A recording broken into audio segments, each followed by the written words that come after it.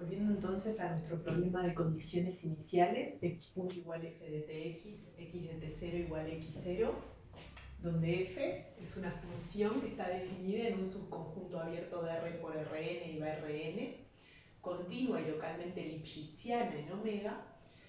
Sabemos por el teorema de Picard que por cada t0x0, cada condición inicial de omega, existe una única solución a la ecuación diferencial que vamos a llamar phi sub t0x0 y está definida en un intervalo alrededor de t0 menos alfa, t0 más alfa. Esto es el contenido del teorema de Picard que está en el video pasado.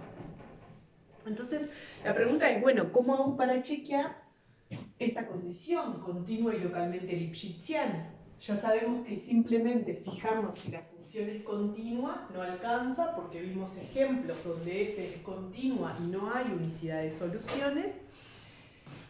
Y bueno, localmente lipschitziana es una definición que tal vez no es tan fácil de chequear.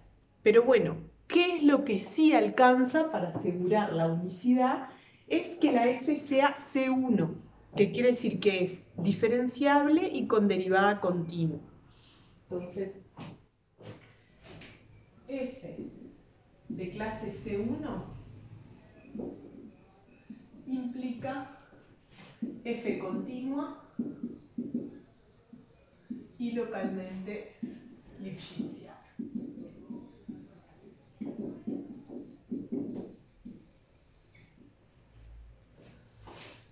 ¿Está bien? Este es el contenido de este video, probar que si una función es de clase C1, entonces se verifican las hipótesis de Picard. Entonces simplemente si ustedes reconocen una fórmula acá de una función que es diferenciable y por ejemplo tiene infinitas derivadas, ese infinito en particular es de clase C1.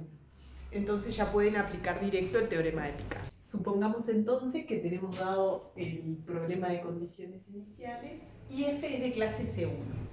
Queremos ver que entonces se satisface la condición de Lipschitz. Para eso tenemos que acotar esto por K por la norma de X menos Y.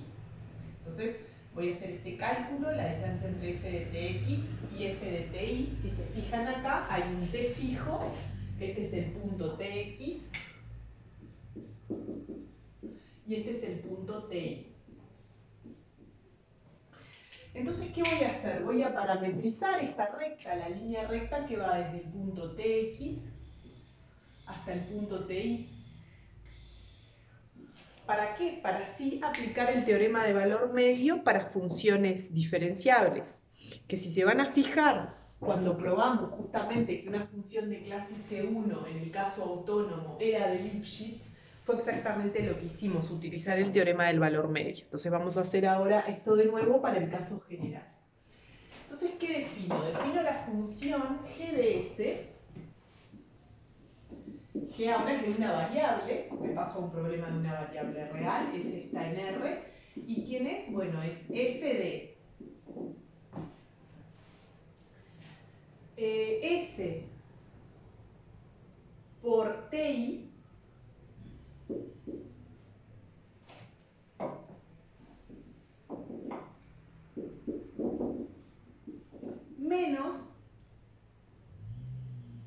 más 1 menos S por tx. ¿Qué estoy haciendo? Fíjense, antes de aplicar f, S por ti más 1 menos S por tx, estoy justamente parametrizando este segmento de recta. Cuando S vale 0, estoy en tx, y cuando S vale 1, estoy en el punto ti, y recorro entonces esta recta. Y bueno, lo que estoy haciendo es aplicando f a todos los puntos sobre esta recta. ¿Está bien? ¿Qué pasa entonces por el teorema del valor medio? El teorema de Lagrange. Fíjense que g ahora es una función de una variable real. Así que lo que yo sé es que g de 1 menos g de 0 sobre 1 menos 0, que es 1, así que no lo pongo, es igual a f' en c, a g' en c, perdón, para algún c que esté en el intervalo 0, 1. ¿Está bien? G está en las hipótesis del teorema del valor medio, al ser f diferenciable, o sea, de clase C1, G lo es también. Entonces, es continua y derivable, que son las hipótesis para aplicar el teorema del valor medio. Bien. Tenemos entonces esta función. G de 1 menos G de 0, ya lo dijimos, esto es f de tx menos f de ti.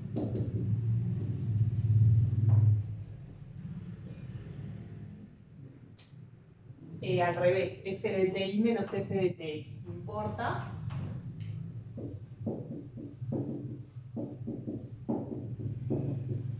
O sea, lo que importa es que la norma de esto es lo mismo que la norma de esto. ¿Está bien? Y esto es G' en C. ¿Está? O sea que si encuentro una cota para G' en C, me va a servir para acotar esto de acá, que es lo que yo quiero acotar. Ahora, ¿qué pasa? ¿Quién es G' de S? Vamos a calcular entonces cuánto vale G' de S. Acá tengo que utilizar la regla de la cadena. Esto es el diferencial de F aplicado al punto S por Ti más 1 menos S por Tx.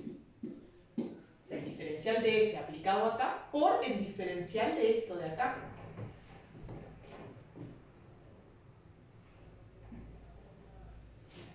¿Qué diferencial? Respecto de S, la derivada respecto de S, que es Ti menos Tx. O sea que es el 0 y menos X. ¿Está bien? Fíjense que estoy derivando respecto de S, aplico la regla de la cadena y tengo que derivar esto respecto de S. Esto me queda Ti menos Tx. El T menos T es 0 y menos X queda en esta coordenada.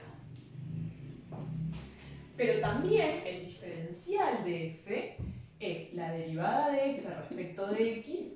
Todo es evaluado en este punto, que no lo voy a escribir porque es muy largo. La derivada de F respecto de T, perdón. Y la derivada de F respecto de X. Multiplicado por 0 y menos X. Y acá hay que entender esto matricialmente, es decir, si fueran T y X son simplemente dos variables reales, esto es exactamente así, pero recuerden que X puede ser alguien de Rn, entonces en realidad esto no es solo un lugar, sino que es todo un diferencial, es toda una matriz. Si X tiene más dimensión que 1. Bueno, pero esto es la derivada de F respecto de X, o el diferencial, por I menos X.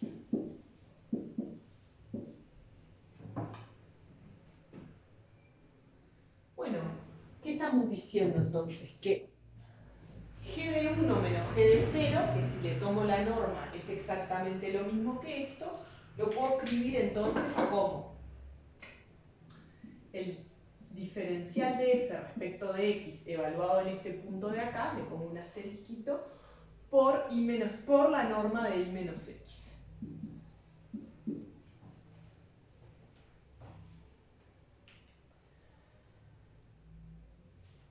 Bien.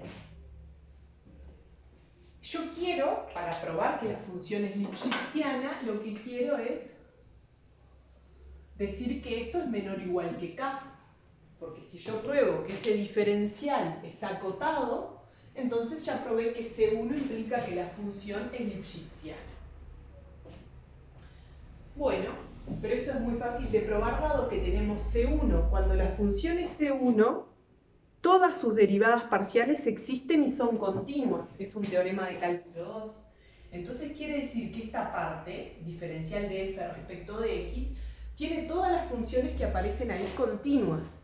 Y por lo tanto, en este segmento que estamos considerando que es un compacto, está acotado. ¿Está bien? Entonces, aplicando el teorema del valor medio, sale directo que una función de clase C1 es localmente lipschitziana. Bueno, ¿y por qué interesa todo esto? Es porque es muy fácil de usar en las aplicaciones. Por ejemplo, si les dan una ecuación explícita de esta forma, x punto igual 1 menos x por x de t0 igual x0, bueno, esta función es claramente C1, de hecho es C infinito, es continua y diferenciable infinitas veces, entonces vale el teorema de Picard.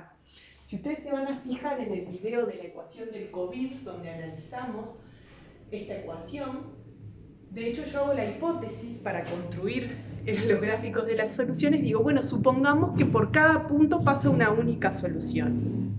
Bueno, ahora ya lo sabemos, o sea, por el teorema de Picard, al ser esta una función de clase C1, por cada punto pasa una única solución.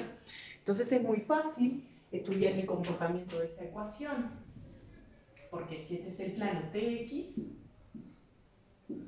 bueno, ya sabemos que x igual 0 es un punto de equilibrio y el otro está en x igual 1. Entonces por 0 y 1 pasan soluciones constantes, pero lo que es importante ahora es que son las únicas soluciones que pasan por estos puntos. ¿Está bien? O sea, son las únicas soluciones que pasan por esos puntos. Y bueno, ¿qué pasa? En esta parte, y en esta parte, y en esta parte hay que mirar el signo de x punto. Tiene dos ceros, arranca negativo, positivo, negativo, decrece, crece, decrece. ¿Qué quiere decir? Que hasta el 0 las soluciones son todas decrecientes. O sea, hasta el 0 en condiciones iniciales, ¿no? Si arranco con coordenada inicial x menor que 0, las soluciones van a decrecer. De 0 a 1 van a crecer, porque la derivada x punto es positiva, o sea que las soluciones crecen. Y bueno, de nuevo, si la condición inicial x0 es mayor que 1, van a decrecer las soluciones.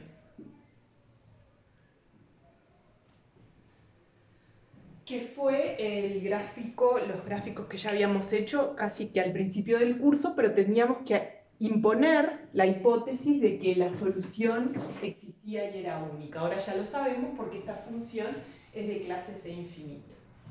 Y bueno, le podemos agregar ahora entonces que este es un punto de equilibrio estable.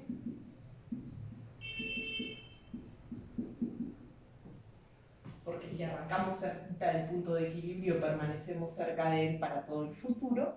Y este punto de equilibrio acá es inestable porque no tiene esa propiedad.